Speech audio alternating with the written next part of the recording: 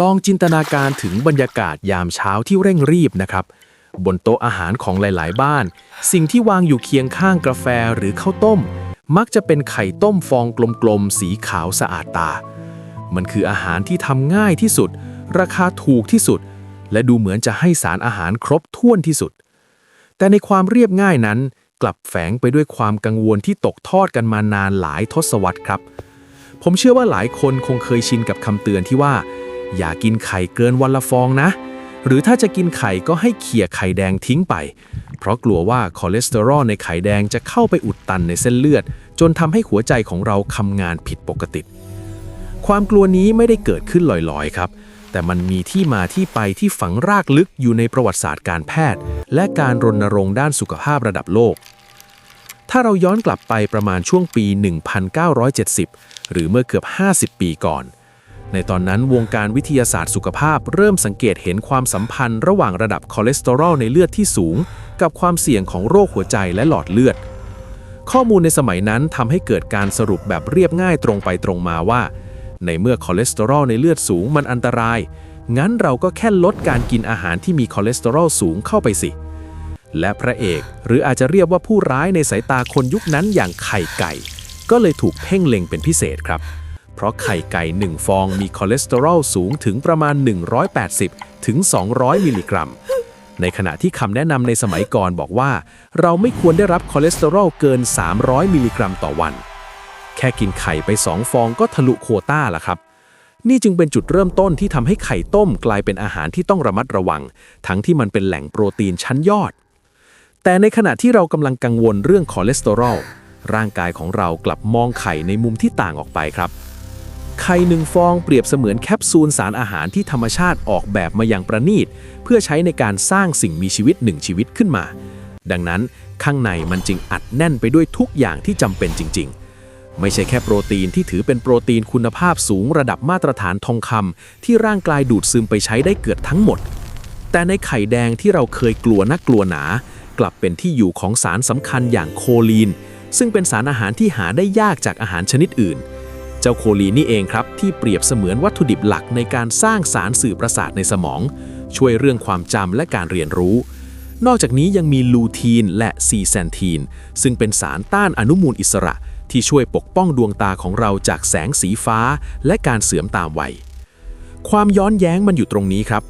สารอาหารที่มีประโยชน์มหาศาลมักจะรวมตัวกันอยู่ที่จุดที่มีคอเลสเตอรอลหนาแน่นที่สุดนั่นคือไข่แดง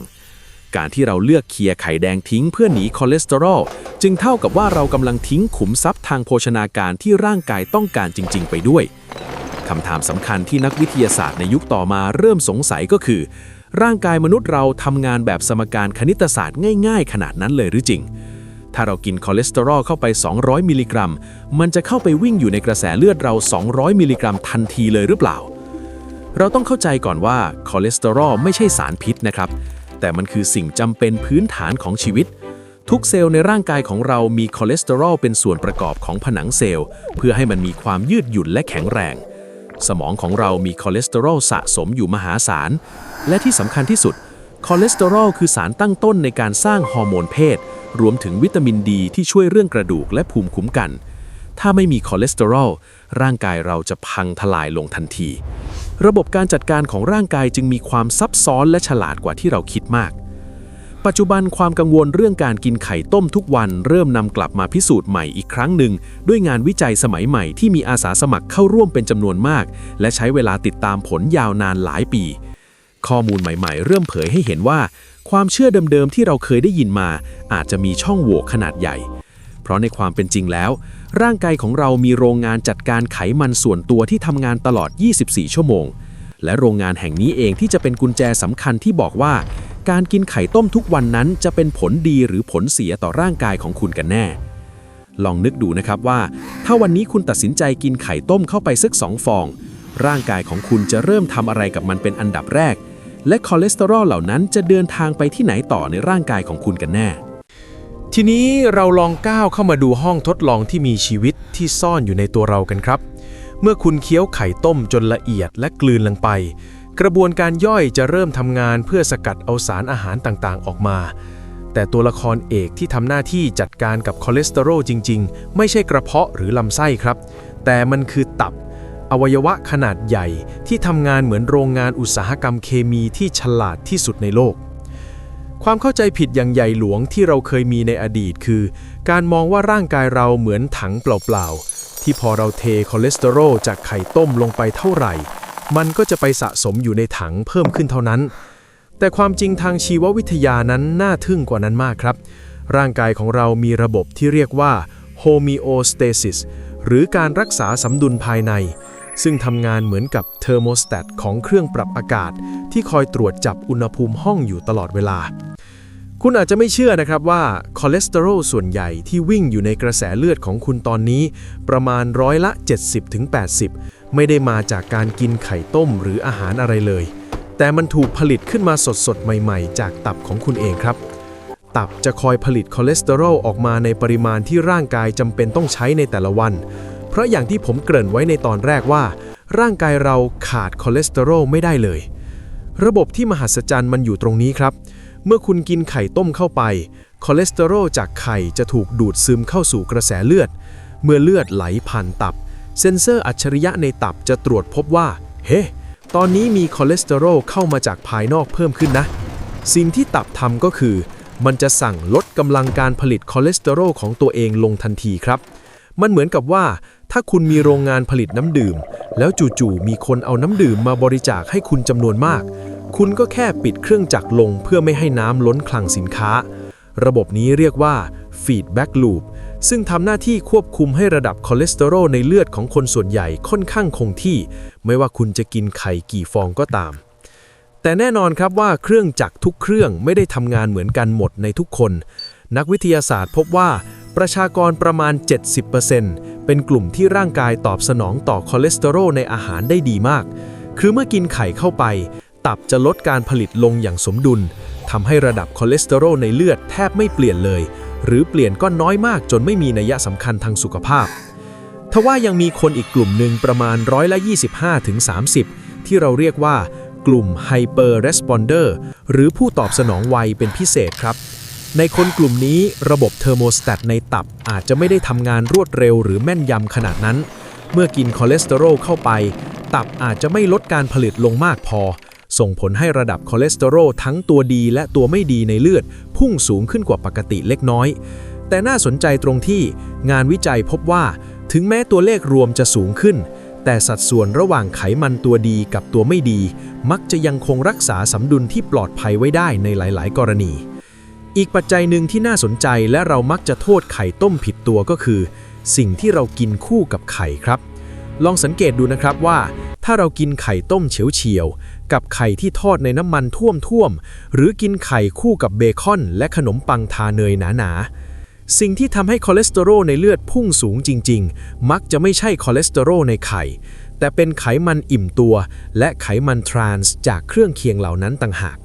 ไขมันอิ่มตัวพวกนี้แหละครับที่เป็นตัวไปกดปุ่มสั่งให้ตับผลิตคอเลสเตอรอลออกมามากกว่าเดิมอีกแถมยังไปลดประสิทธิภาพในการกำจัดคอเลสเตอรอลส่วนเกินออกจากเลือดอีกด้วยดังนั้นการกินไข่ต้มสุกที่ไม่ได้ผ่านการทอดหรือผัดด้วยน้ำมันแย่ๆจึงเป็นวิธีที่สะอาดที่สุดที่ร่างกายจะได้รับสารอาหารโดยไม่ไปรบกวนระบบการจัดการไขมันของตับจนเกินไปแต่นั่นก็ยังนำมาซึ่งคำถามที่หลายคนอยากรู้ที่สุดคือแล้วคำว่าพอดีสำหรับร่างกายของแต่ละคนมันอยู่ตรงไหนกันแน่ในเมื่อระบบเผาผลาญและพันธุกรรมของเราแต่ละคนไม่เหมือนกันเลยถ้าการที่ตับของเราทำงานเป็นโรงงานอัจฉริยะขนาดนี้แล้วทำไมทางการแพทย์จึงยังต้องมีการตรวจเลือดเพื่อดูค่าไขมันกันอยู่ทุกปีและอะไรคือสัญญาณที่บอกว่าร่างกายของคุณเริ่มรับมือกับไข่ที่กินเข้าไปไม่ไหวแล้วลองสำรวจตัวเองดูสิครับว่าในมื้ออาหารปกติของคุณนอกจากไข่ต้มที่คุณตั้งใจกินเพื่อสุขภาพแล้วคุณได้แอบเติมไขมันประเภทอื่นที่อาจไปขัดขวางการทำงานของโรงงานอัจฉริยะในตับของคุณโดยไม่รู้ตัวบ้างหรือเปล่า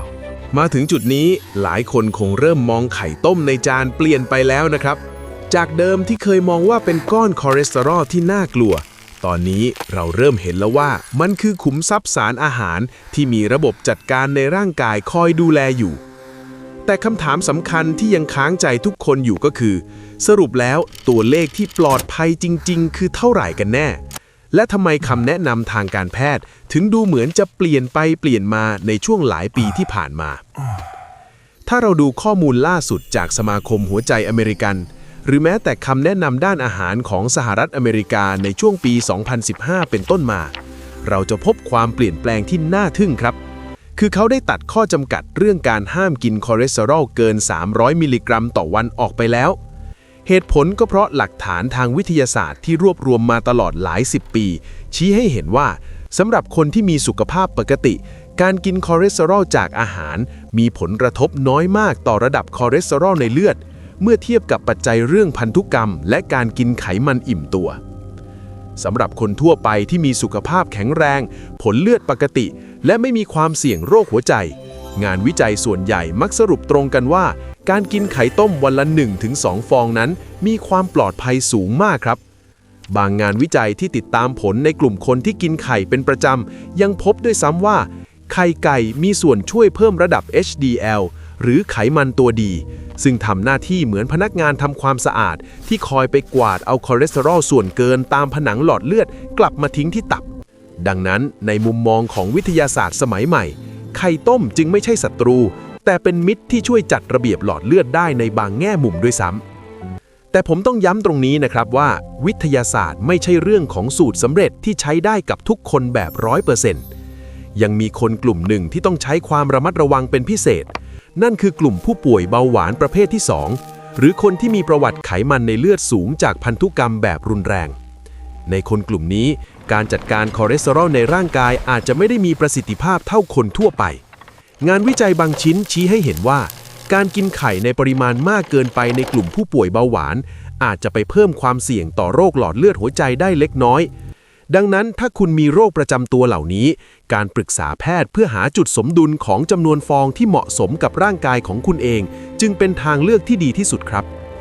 อีกหนึ่งเคล็ดลับที่วิทยาศาสตร์พิสูจน์แล้วว่าช่วยให้การกินไข่ต้มมีประสิทธิภาพสูงสุดคือการกินคู่กับผักครับลองนึกภาพตามนะครับว่าถ้าคอเลสเตอรอลคือสิ่งที่กำลังจะผ่านเข้าสู่ร่างกายใยอาหารหรือไฟเบอร์จากผักก็คือตะข่ายที่คอยดักจับและช่วยลดการดูดซึมคอเลสเตอรอลส่วนเกินในลำไส้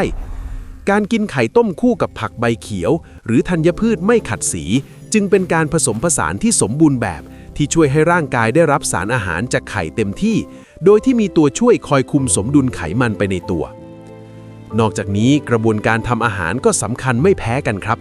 ที่เราเน้นย้ำเรื่องไข่ต้มก็เพราะว่ามันเป็นการใช้ความร้อนที่พอเหมาะไม่ทำให้ไขมันในไข่แดงเกิดการออกซิเดชันจนกลายเป็นไขมันที่อักเสบและที่สำคัญคือมันไม่มีการเติมน้ำมันหรือเนยเพิ่มเข้าไปเหมือนไข่เจียวหรือไข่ดาวซึ่งน้ำมันเหล่านั้นแหละครับที่เป็นตัวการตัวจริงที่ทำให้ค่าเลือดของเราพุ่งสูงขึ้นจนน่าตกใจบทสรุปของเรื่องนี้ทำให้เราเห็นความสวยงามของวิวัฒนาการความรู้มนุษย์ครับจากความกลัวที่เกิดจากข้อมูลเพียงด้านเดียวในอดีตวันนี้เรามีความเข้าใจที่ลึกซึ้งขึ้นว่า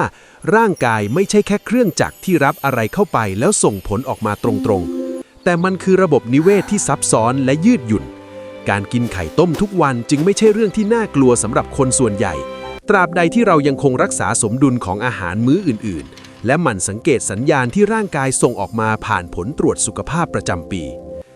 สุดท้ายแล้วร่างกายของแต่ละคนก็เปรียบเสมือนรหัสผ่านที่ไม่เหมือนกันเลยครับสิ่งที่ได้ผลดีกับคนหนึ่งอาจจะต้องปรับเปลี่ยนเล็กน้อยสำหรับอีกคนหนึ่งการรู้จักฟังเสียงร่างกายและเข้าใจกลไกวิทยาศาสตร์ที่อยู่เบื้องหลังจะช่วยให้เรากินอาหารได้อย่างมีความสุขและปราศจากความกังวลที่เกินความจำเป็นถ้าคุณชอบการค่อยๆไขรหัสสิ่งที่เกิดขึ้นในร่างกายแบบเข้าใจง่ายและอยากเข้าใจสุขภาพในมุมที่เห็นภาพชัดเจนแบบนี้ฝากกดติดตามช่องไขรหัสร่างมนุษย์ไว้ด้วยนะครับหรือใครมีประสบการณ์เกี่ยวกับการกินไข่หรือมีหัวใจที่อยากให้เราลองไปไขรหัสเรื่องไหนเป็นพิเศษลองคอมเมนต์บอกกันไว้ได้เลยครับความสงสัยของคุณอาจจะเป็นหัวข้อในวิดีโอถัดไปของเราก็ได้ลองกลับไปสังเกตดูนะครับว่าหลังจากที่คุณเริ่มเข้าใจกลไกของตับและคอเลสเตอรอลในวันนี้แล้วไข่ต้มในมื้อถัดไปของคุณจะให้ความรู้สึกที่แตกต่างไปจากเดิมอย่างไรบ้าง